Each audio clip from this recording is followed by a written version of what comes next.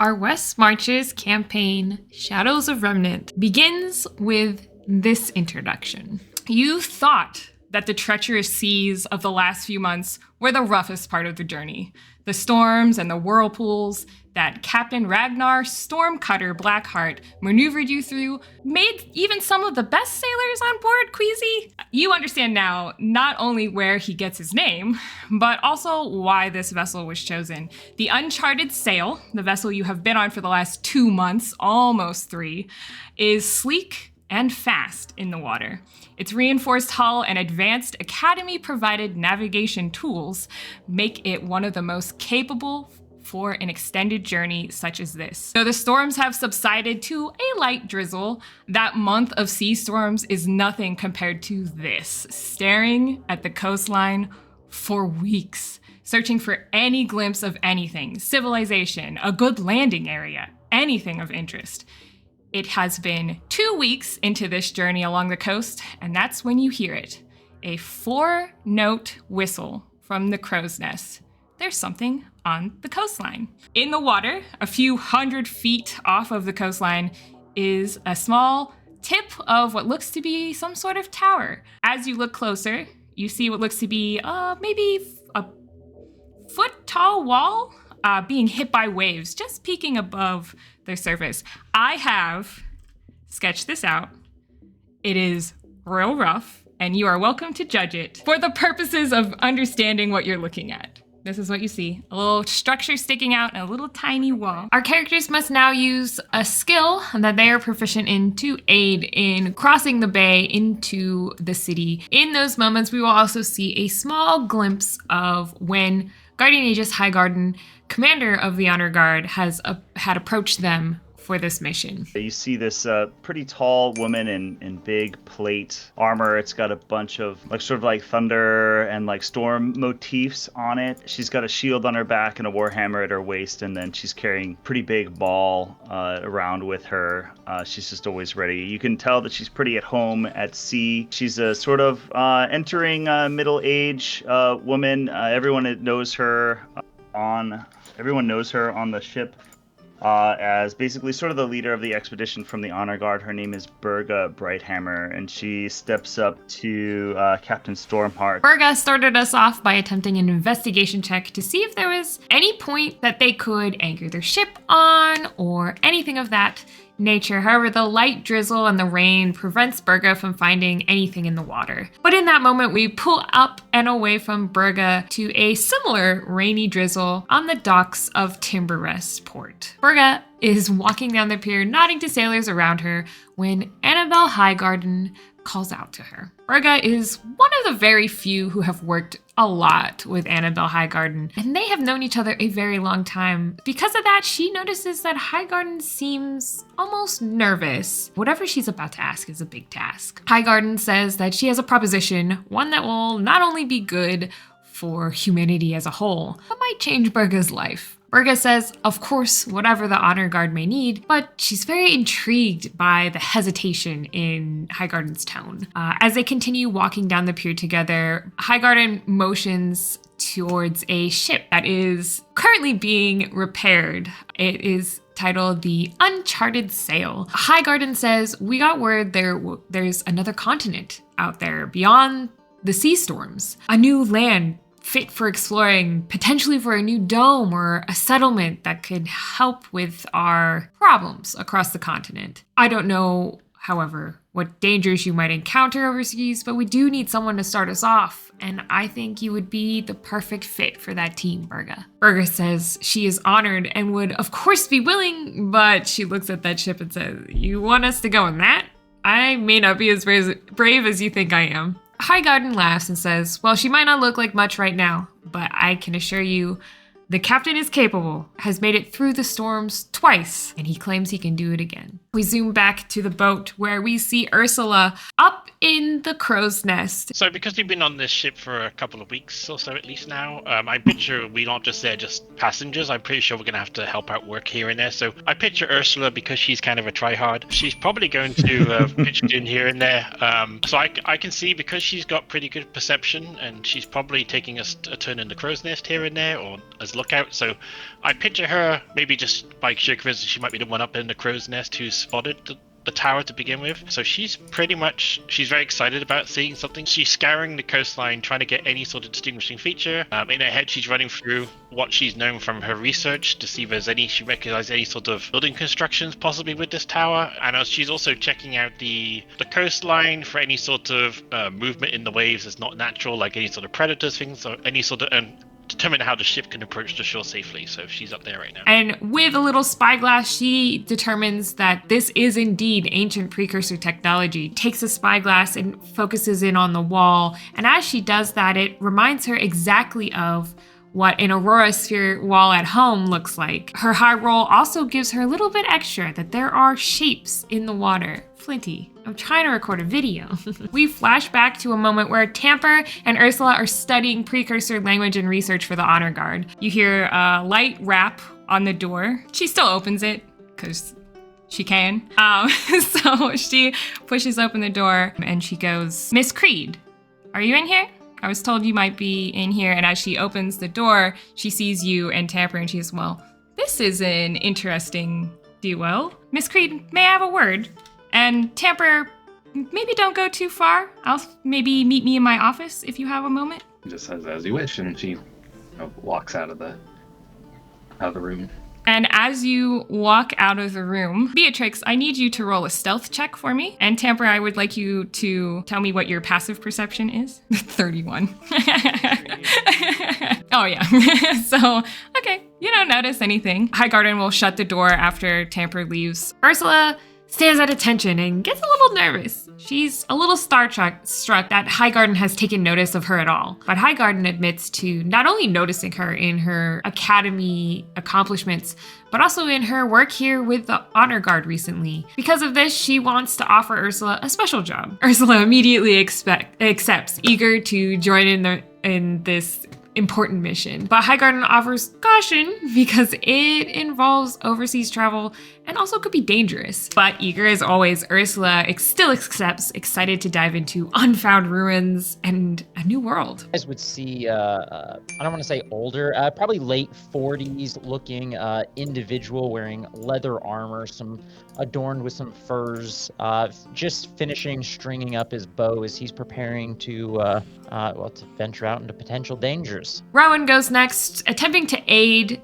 in lowering the rowboats into the water. He does so successfully, dropping 3 rowboats in the water, and then we flash back to his moment with Highgarden. Comes back from a mission escorting civilians between domes. Highgarden admits that it was very hard work to track Rowan down, and Rowan is of course proud of that. She admits that she really needs someone of his skill on a very important mission. She admits that there will be quite a bit of sea travel beforehand, but after that, a vast wilderness awaits for him to explore. I'll be honest, I'm not overly excited with the prospect of riding on a ship, but exploring new wilderness, that is exciting. We found word of a new continent.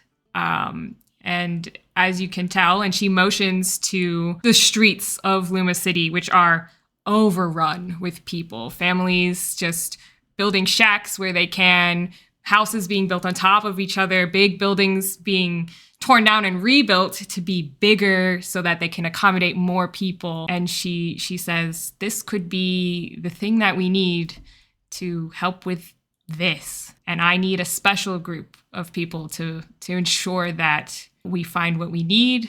I see. I'm glad we are working on this problem. Many of these individuals, if forced to live outside of the domes, I think would be manure very soon. Tamper is next. She's trying to use some of her tech to see what might be in the water that was described by Ursula. She is a human woman with a very symmetrical face from what you can tell.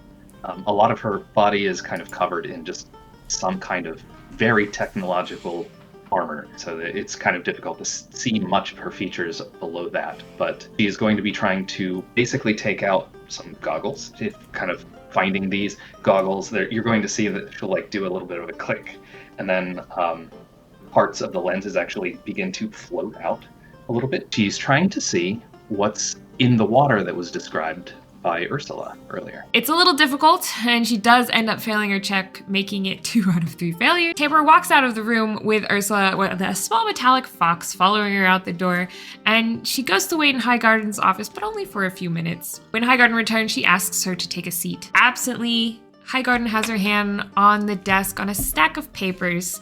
She looks at Tamper and asks, I have been looking into your history, or rather, lack of history.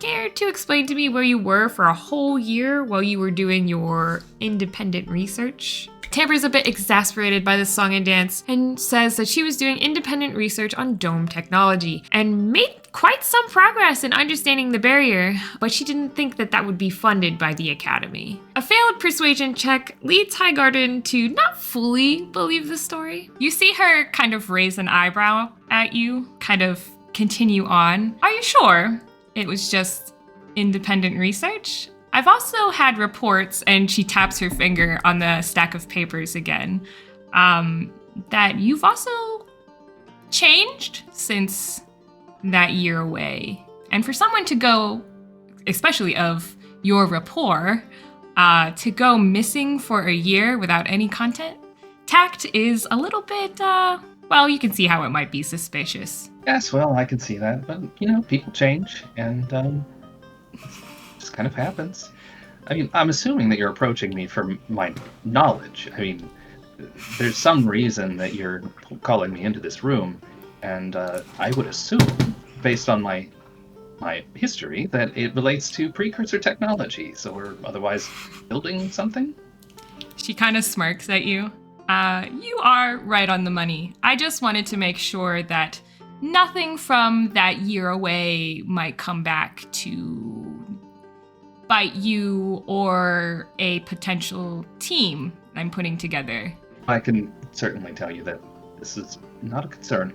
Well, I have a proposition for you. Thalavor steps up next with a quick pass without a trace to help make the boats more stealthy in the water. You'll see maybe 3rd quarter century or so, wearing loose-fitting, raiments, pretty attractive looking. You can tell he's kind of swift on his feet. Has a bit of like a musical feel to his steps, and his name is Thalavor Ilfelkir. He's a bard that spent most of his life honing his special dance routine and style that he does. From having to travel from dome to dome to do the performances, he's incorporated some combat into it, and has a bit of a capoeira. Oh God, I don't know, the Brazilian dance fighting. He has gained some decent amount of notoriety among the domes, among the populace and everything. He's got a pretty kind of lighthearted cavalier attitude about him. It doesn't seem to take things ever too seriously, but also you could tell that survival is important. Survival just in general is important to him. Still stealth related, but would I be able to cast Pass Without a Trace as we get into the boats using my Elven Lineage trait to not burn a spell slot when I do that? 2 on the die, saved by the ads. So you cast Pass Without a Trace. You guys feel this magic almost seeming to drape over you, muffling sound, even talking to each other a little bit, giving you a little stealthy edge as we approach. And as you guys start climbing into the boats, we zoom out to his moment after a beautiful performance in front of a very excited audience. He catches Highgarden and recognizes her instantly. He's rather new to the Honor Guard. He's been trying to help build positive rapport for the Honor Guard, trying to mend the wounds created years before during the Cold War, where they claimed that their neutrality in the war was what was best for humanity, which of course gleaned mixed responses. Now, after a riveting performance, Highgarden approaches him with the ability to be part of an elite team. Because he'd never spoken to the High Guard before, and this wasn't very long ago. Again, similar to Ursula, we probably talked about this since we've been on the ship. This is probably the real first official, mission that would have been on. I do know who you are, and I have to say I'm intrigued as to why you are here. I actually have quite the proposition for you. As you know, we've been kind of hoping that your reputation can help kind of smoothed things over with the public ever since, our neutrality past became kind of a negative to some of the populace. I have another mission, something that could help change the public's perception. I think we could use somewhat of a mascot, if you will, but I also don't want to send someone who isn't also capable because it is dangerous. So I'm putting together a special team. Are you interested? Yes, actually, my name Thalavor in Elvish means capable mascot. Is that true? No, I will do this. I think I've been doing what I've been doing now for about 20 years. I love it, but it's time to mix it up a little bit. Finally, Beatrix takes up the rear, offering a rousing speech to help spur the crew into action. So you see a average height woman that you would almost could think is a human woman, except for her skin's kind of bluish gray and she has pointy ears. And if you look really close, there are some horns that are curling into that black hair that she has. Beatrix, as the boats hit the water, she is going to stand up, going to try and persuade everyone. All right, we have been on that giant boat for way too long.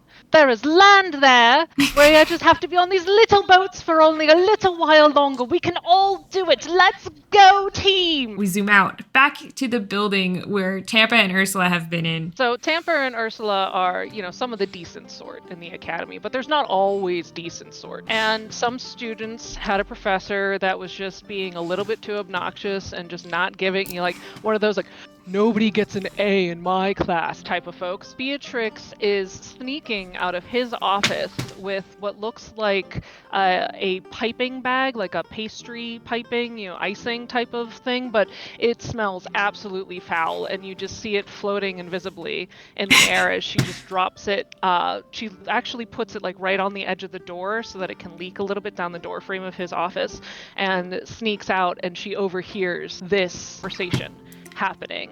And during this moment, you could almost swear that she has cat ears and a tail, but maybe that's just the cloak being weird. Who knows? But we skip past that, and if it's okay with you, I would like for just Highgarden to be in her office, finishing up some paperwork, just taking a deep breath, finally the end of the day, and she just hears behind her, "Highgarden, lovely. I've heard that you're putting together a team to travel across the ocean for possibly some new land." She's not startled. She doesn't startle very easily, but she does turn almost immediately to face you, where your voice is coming from, and says, "And where, my dear, would you have heard of that?" And she's kind of smirking. "Oh, here and there. You know how I can be everywhere at once when needed. But speaking of that, I think that one of me should probably be on your ship and going to this new land, because as much as I love shuffling people from this sphere to that sphere, from the mountains to the forests, it would be really great if maybe we could find somewhere where they could really spread their wings and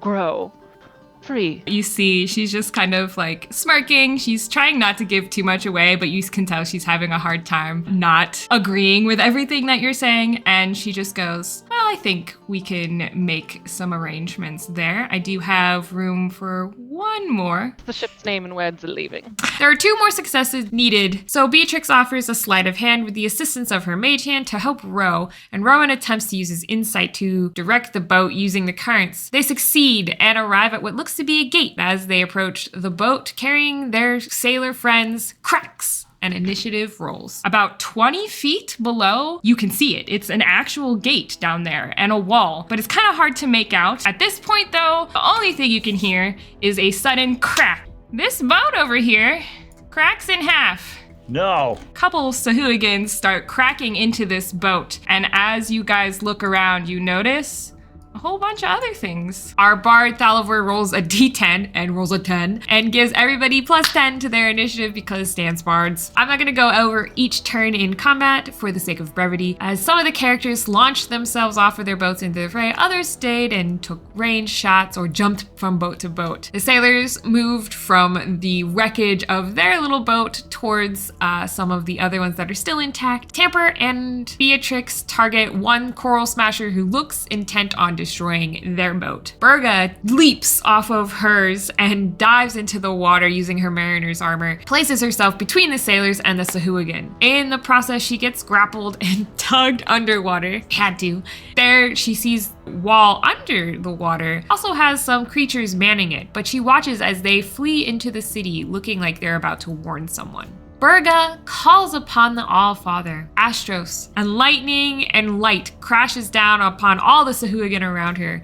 The group makes short work of the Sahuagin, with Rowan definitely refusing to get his boots wet, but taking shots from afar, and Thalavor actually running across water to help Berga. Ursula is also pretty concerned about their leader and tries to get closer by leaping from one boat to another in a very impressive manner. One by one, the enemies fall and they regroup. With the sailors rescued, one of them turns to Berga and goes, "I thought we'd have more time to get there, but we did not. Here, this is from the captain. It's 6 bottles of water breathing for 1 hour." Berga thanks them and then signals to the ship to send a new rowboat to meet them. Rowan says they should keep moving though, towards the center, because the enemy seems to already know where they are. The group moves forward. Eventually the sailors are picked up, and as the group continues to get closer to the tower, they remain stealthy this entire time with the pass without a trace, but they also keep their eyes peeled for any additional Sahuagins. Once at the center tower, the group decides to dive. They find themselves in the water outside of a large building. They send Thalavor around the building, and he determines there's some sort of creature in the back, but no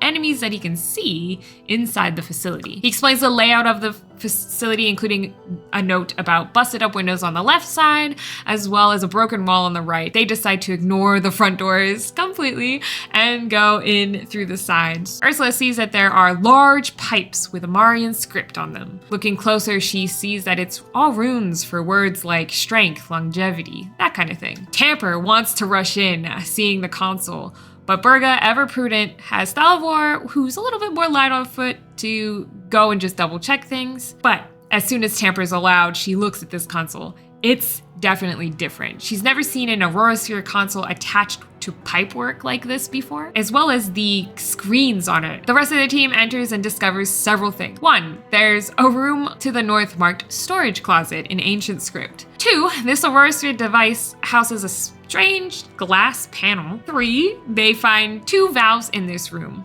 Tamper looks at the panel and figures out that the panels might be able to control the device. As she approaches the device, it flashes blue and says, "Enter password." The group begins looking around for a sticky note that might house the password. Thalavor decides to investigate a really intact crate to the south, and he finds a strange device. This really strange looking device, it's about this big, seems to kind of open on a hinge. Do you pick it up?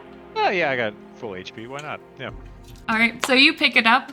You kind of crack it open and you see like inside there's a series of like ancient runes on individual tiles all laid out in like an imperfect grid. And then you see on the other side rests like a really finely crafted like glass pane, but it's currently like black in color and kind of reflecting light a little bit. You also see this little round circular point that comes off on the end where the hinge is, and from it dangles a tightly wound cord dangles from it, and about a copper-sized little metallic semi-glossy item with a colorful coating that kind of looks like a head of a fox. Since I am basically like a boomer staring, at an iPad here, Ursula, and let them figure out what to do with it. I think Tamper's gonna lose her mind for a second. Oh, there is a little fox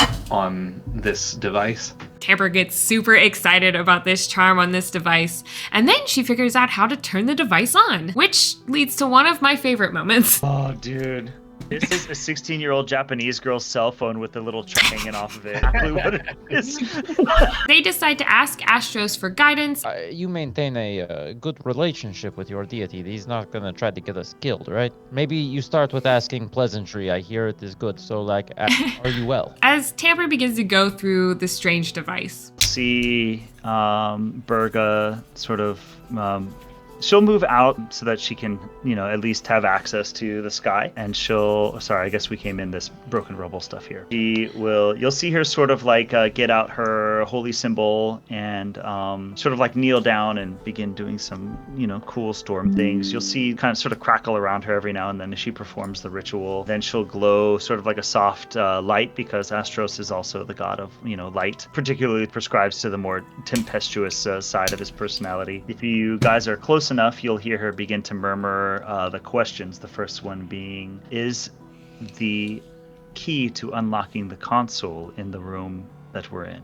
As you make that connection with Astros, it always, despite being something you've probably done in the past, that connection still startles you. It's like a tendril of your magic just touches Astros's more divine magic, and that little tiny tendril is so small compared to this big mass of divine energy that you are touching, and you're in awe of that amount of power. And as you ask your question, for probably one of the first times, you could almost feel the hesitation of Astros before you get this electric feeling, almost a static electricity coalesces on your person, and then a little tiny bit of light, just like a little tiny bit, kind of comes off of your person and kind of points into that room. And you can take this as a sign of yes, but I'm trying to make it more thematic. Does the device that Temper is using contain the key to activating the console? Again, you feel like this static all over your body, and then it coalesces into just like a little beam of light that points directly towards the item in Tamper's hand. Upon activating the console, will the city rise and we be made safe? For this answer, you feel three things, actually, because I want to give you a little more. My God, I can do what I want. You feel both this sensation of yes, but following that sensation, you also feel extreme caution. There's no other message in that. He's not going to give you everything. He's just answering your questions. But then there's like a pause, and this feels like a separate like afterthought just right before the end of your spell hits. You feel like you hear a voice in your head. Kind of sounds like your own, like you're talking to yourself, but slightly deeper. And this has never been a sensation that you've gotten from a deity before. He doesn't manifest in this way, but you know it's Astros. He just says caution. And in that moment, as he says that, you look towards this like storage door. Underneath the cracks of the door, you see like a faint glow from Astros, like in there. Caution. Into the room, relate the answers to the questions that she received. Astros showed us a little extra favor. We must be wary of whatever is in the storage room. All right, so the storage room. It's only so that's that we should probably just set up an ambush around this door. Amber, you're starting to go through the script on this device. It is in a version of Amarian that you're not extremely familiar with. A lot of shortcuts and abbreviations in the writing. You see little like character faces as well. Tamper does indeed find the password on the device. A series of texts saying, "Oh my God, this take your kid to work day thing is so boring. What do you mean? Your dad works at the Aurora Sphere. That's gotta be awesome. No, it's so lame. Even his password is lame. It's pass123. What an old guy thing to have for a password." They take Astros at his word and decide to use caution on the storage room above. Beatrix gets up close to it, but she realizes there's nothing inside that she can tell. No movement, nothing that seems like it's living, at least. Braga decides to use detect magic and can sense a strange presence between the cracks. Some sort of magic is in there. They decide to bust open the doors and they find a strange cube of ancient origin. The cubes are almost adhered together. They can't be moved or stripped apart, despite seeming like they don't belong askew like this. At this point, both our Academy friends are unsure of this device. They decide to move it aside and have Tamper activate the device in the center. As she does so, alarms go off, signaling to all Sahuagin around where they are. The device tries to power up, but fails, instead showing a red screen with an error. They must open 4 valves in the facility in order to get the dome to restart. Sahuagin surround the building. Some start bashing in the front door while a wave shaper from the side unleashes a whirlpool in the center of the room that nearly kills Tamper. Tamper hastes some of her friends, and Rowan hunter marks and destroys several of the lesser Sahuagins. The front door busts open finally, only for the assailants to go up in a blaze of light from Berga's spirit guardians. Beatrix uses her mage hand to open one valve, then another. Thalavor, hasted, uses one action to open a valve and the other to kick a shark prone. We weren't really sure about that one either. Ursula starts getting tangled up in seaweed up north and decides instead to start hacking her way through, but it'll take a bit. Just as a large Sahuagin appears near the wave shaper, it starts moving its way into the room as Rowan destroys the wave shaper with Tamper's help, ending the whirlpool. Ursula finally makes it to the valve, opening it up, and Tamper sees green glow on the screen, signaling that all she needs to do is try to restart. More and more Sahuagin can be heard outside the walls, making their way towards you as you wait for your companion to move towards the console here. And for the purposes of this, we are going to kind of do just a cinematic finish because we're already way later than anticipated. Tamper, you move away from this Sahuagin, dodging an attack, holding aside because you got pretty beat up from whirlpool and stuff, and you slam your hand onto the button. Suddenly there's this big crash. Okay, this one. Bam! The whole side of the wall busts open as this menacing looking sea creature busts through the walls.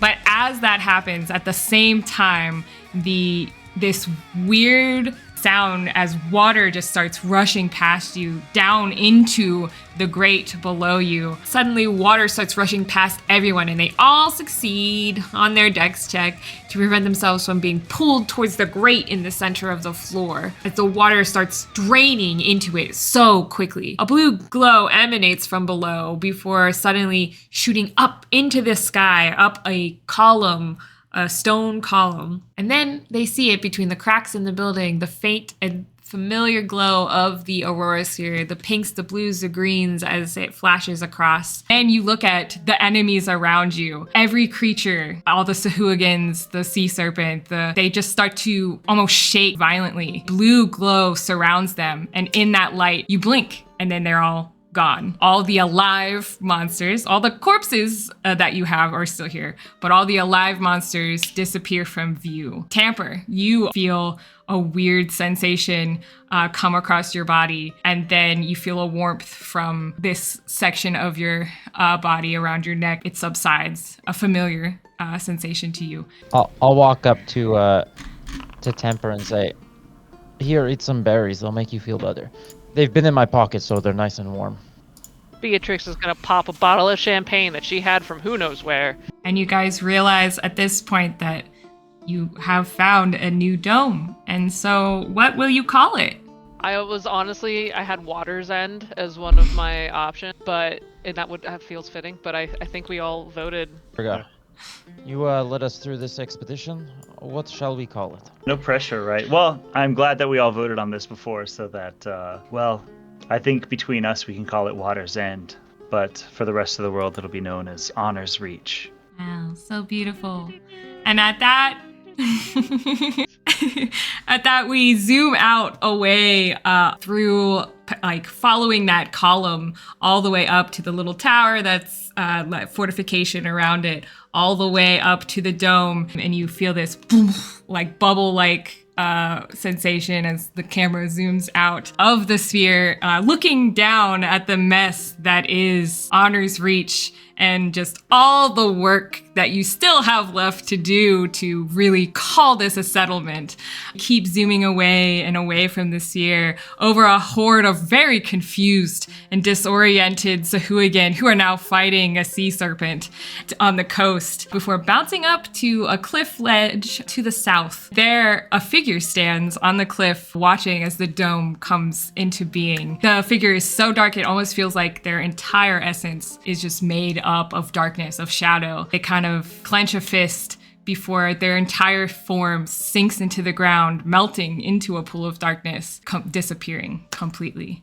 And that's the end of session 0.5. Rowan, maybe that night when they're having drinks or, as they're popping champagne would absolutely look at Berga. You remember how your deity said the caution behind the door that we were clearly supposed to go check out? Saying you should have started with pleasantry. Really, he pranked you. Here's all the stuff I could have done better. I will always have this section. I messed up a bit in the beginning with the montage test. This is something that I stole from MCDM and from Justin, because Justin had the flashback thing for a draw steal thing, and I loved it. I set the successes to be 6 versus 3 failures, and essentially they just needed to pitch to me a skill they were proficient in to using crossing the water to reach the point of interest. It started off rocky, but I think it went over really well, and I liked it because we got to see a little bit of each character. It was my first time using that kind of thing in D&D, so I knew I had to preface it a little bit, but also I realized like not everybody would know how to do that. So I tried to give some examples, but maybe that was too many. Ahead of time, I did ask everyone to think of a flashback moment and get that to me about when Guardian Aegis would have reached out to them and asked them to be a part of this mission. It was pretty fun to kind of play off of that because Beatrix wanted to ask to be on the mission, overhear somebody else. And so throwing that in when Tamper and Ursula were like getting approached was just a fun little tidbit. I think in hindsight, I would have made combat, especially the first one, just a little bit easier. There were a lot of tokens to manage for me. If I were at a regular table, I would have just done like all the Sahugans of one type at one time. Maybe I could have done more like a minion type thing, but I was trying to balance the encounter to not make it so easy. And we had a lot of players. Most of my players were playing with 2024 rules, but the monster manual's not out, so I don't have 2024 rules for my monsters, so I wasn't sure how easy it would be for them. That'll get better. I did do some cinematic finishes to end combat. There was like 2 guys left. I wasn't gonna go through all of their turns as they just smashed these 2 guys to pieces. So we did a couple cinematic finishes for some of the combat, and I think players also appreciated that. So I think I'm continuing to do that. That's something I stole from Draw Steel. There were some changes from the 2024 rule set that I didn't review that I should have reviewed, like water and suffocation, but also the grapple rules are different and I should have been more prepared. But at the same time, I'm like, 2024 rules are new for everybody, so if I didn't know, nobody else knew either. The only other thing I could think of that I definitely needed to work on was I should have reviewed the Wave Shaper's abilities better, but I did not. I missed him in my review of like the enemies. I usually do that like right before review all the abilities of each enemy so that I have an idea of what I'm going to try to do. I did not do that with the Wave Shaper. I must have just missed him in my lists. That ended up being more complicated to me than it should have been. Plus, we had been playing for a long time, and at that point, my brain was like, I don't know what I'm reading right now, and I couldn't wrap my head around the ability, and we just kind of, I think everybody was just like, let's just let it go. That was the starting prequel session to my West Marches campaign. All of these players, all of their characters, we will see again in the form of NPCs giving out quests in Honor's Reach, our new dome city, if that's something you are looking to join in. But I will see you guys in the next one. Bye.